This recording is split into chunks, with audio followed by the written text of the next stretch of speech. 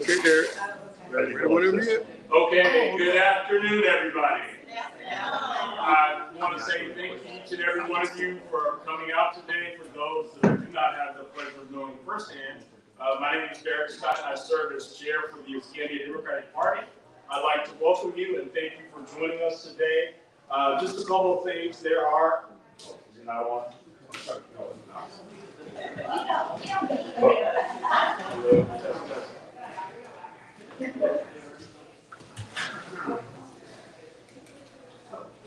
Test. Okay. Just a couple of housekeeping rules. There is a bathroom.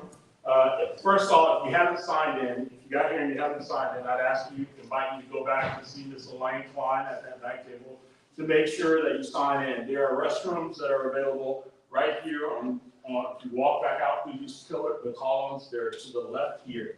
At this time, and lastly, we're going to hear a few minutes. I know our main candidate, Angie Nixon, is running just a few minutes behind. She's coming from Crestview. But I do want to let everybody know that we do have a couple of yard signs because there is something that's going to be on the ballot this August, and we want to make sure that you're aware of it. There is a referendum to go back to an elected superintendent. And the position of the Escambia County Democrats is we would like to keep politics out of education. We think it's best when we can broaden the field and increase the talent pool to get it appointed. So our position is that we're urging everybody to vote no. We ask if you have an opportunity, if you're not a deed-restricted community and you can put a yard sign, we do have some yard signs directly right outside here on the right that we ask you to take and place, and we appreciate it.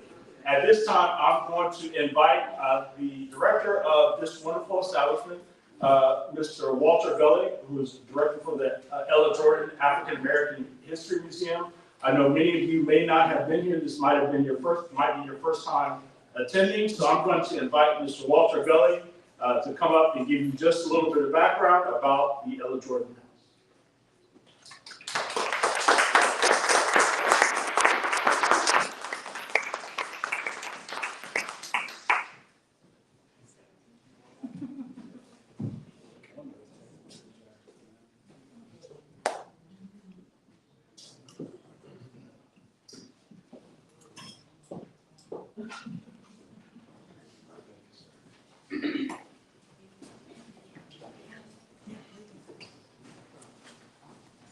When I woke up this morning and saw a new day, I said, one more blessing, Lord, that you sent my way.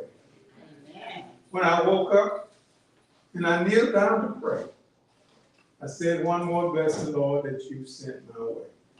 Lord, you blessed me over and over and over, and all through the day. I simply say, one more blessing, Lord, that you sent my way. I am Walter Gully Jr., the proud president of the Ella Jordan African American History Museum. It is an honor for us to have you to come here today. We welcome you. I know many of you probably have never been here before, don't know a lot about the museum. Just to share a few things. This museum was built in 1890. A gentleman by the name of Raymond Waters. And this home was built on what was called a St. Anne style, the long porch. We see that this particular place was occupied by many African American women.